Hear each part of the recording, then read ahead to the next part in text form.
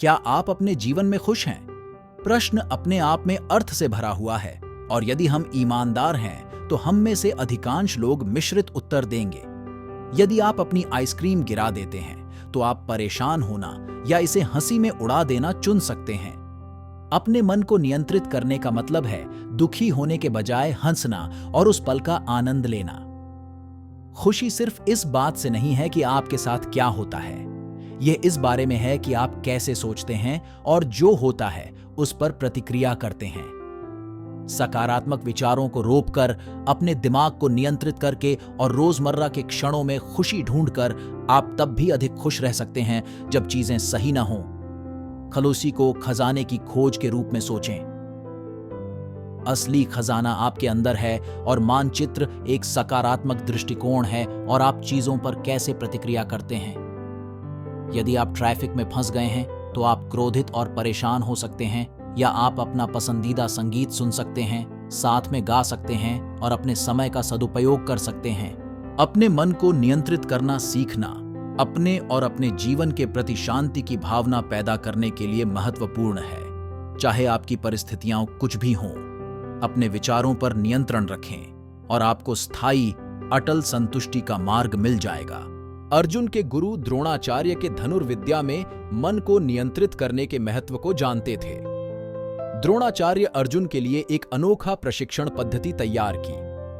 उन्होंने एक पेड़ की शाखा पर एक लकड़ी की चिड़िया रखी और अर्जुन से कहा कि उसे चिड़िया की आंख पर निशाना लगाना चाहिए। द्रोणाचार्य ने अर्जुन से पूछा, अर्जुन, तुम क्या देख रहे हो?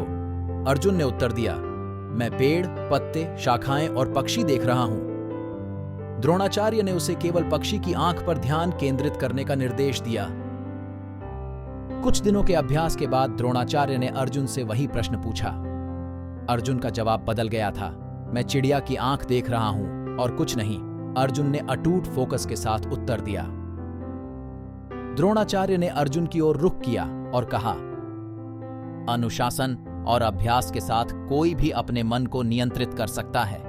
इसके साथ आप विकर्षणों को रोकना और अपने लक्ष्य पर ध्यान केंद्रित करना सीख सकते हैं। अर्जुन की तरह आप भी इस कला में महारत हासिल कर सकते हैं, जो है अपने मन को नियंत्रित करना। मन को नियंत्रित करना मतलब यह सुनिश्चित करना है कि आपके विचार आपको परेशान नहीं करते। यहां परेशानी का मतलब सिर्फ दुखी होने का नहीं है, बल्कि अत्यधिक खुश होना भी है। अत्यधिक खुशी समस्या नहीं है, लेकिन उस खुशी पर निर्णय करना समस्या हो सकता है। उदाहरण के लिए, किसी के साथ वादा कर देना समस्या नहीं है, लेकिन उस खुशी में निर्णय करना समस्या हो सकता है। एक अत्यंत उदाहरण है आत्महत्या करना।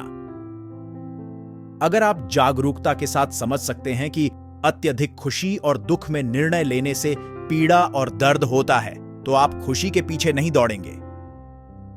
अगर आप खुशी के पीछे नहीं दौड़ते हैं, तो दुख भी आपके पीछे नहीं दौड़ेगा, क्योंकि ज्यादातर लोग जो खुशी समझते हैं वह दुख की परछाई है। अब कुछ लोग इसका यह अर्थ निकालेंगे कि हमें खुशी का आनंद नहीं लेना चाहिए, लेकिन यह बिल्कुल गलत है। अगर आप खुशी और दुख में अत्यधिक निर्णय नहीं लेते हैं, तो आप वहीं रहते हैं जहां आपको रहना चाहिए, मध्य बिंदु पर। मैं आपको अपने मन के बारे में बताने जा रहा हूं। आपको कब लगता है कि आपको अपने मन को नियंत्रित करना चाहिए? मैं आपको यह बताता हूं कि जब आप वो काम कर रहे होते हैं जो आपके लिए सही नहीं होता है, तब आपको ऐसा लगता है कि आपको अपने मन को नियंत्रित करना चाहिए।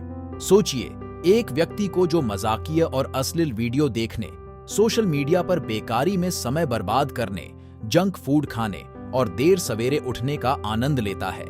ये गतिविधियां प्रारंभ में आनंद प्रदान करती हैं, लेकिन धीरे धीरे पछताने और असंतोष का कारण बनती हैं। दूसरी ओर, किताबें पढ़ना, व्यायाम करना, सुबह जल्दी उठना, ध्यान करना और इंटरनेट का उपयोग करने वाली गतिविधियों में शुरुआत में इतना आनंददायक नहीं लगता है, लेकिन ये दीर्घकालिक संतोष और सफलता ले आ सकती है। हमारा मन केवल नकारात्मक क्रियाओं में ही नहीं, बल्कि सकारात्मक क्रियाओं में भी आनंद प्राप्त करता है। अंतर यह है कि नकारात्मक क्रियाएं तुरंत आनंद प्रदान करती हैं, जबकि सकारात्मक क्रियाएं अक्सर समय और प्रयास को संतोष और सफलता दिलाने के लिए आवश्यक होती हैं। इसलिए यह महत्वपूर्ण है कि आप अपने लक्ष्यों के साथ मेल खाने वाली क्रियाओं को परस्यू करें। अपने मन को प्रभावी रूप से नियंत्रित करने के लिए इसके आंतरिक कामों को समझना महत्वपूर्ण है।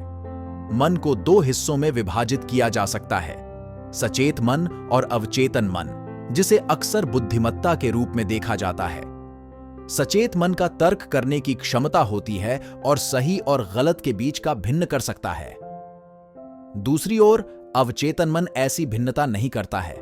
यह जानकारी को सत्य मान लेता है, चाहे वो सही हो या गलत। यह इसे स्वीकार करता है कि जब आप बच्चे थे तो आप में बहुत सी आत्मविश्वास था।